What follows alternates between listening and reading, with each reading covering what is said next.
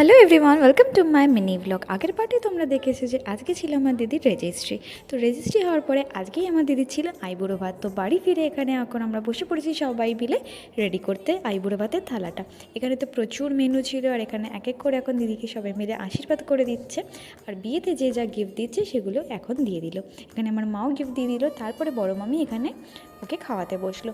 তারপরে রাত্রিবেলা তাদের ছিল মেহেন্দি, তার জন্য আমি ওকে মেহেন্দি করে দিচ্ছিলাম। আর এখানে তো সবাই গান চালিয়ে সবাই দেখছিল। তারপর এখানে মাদের যেরকম নিয়মকানুন ছিল এখানে সবাই ওরা মিলে সেই কাজগুলোই করছিল।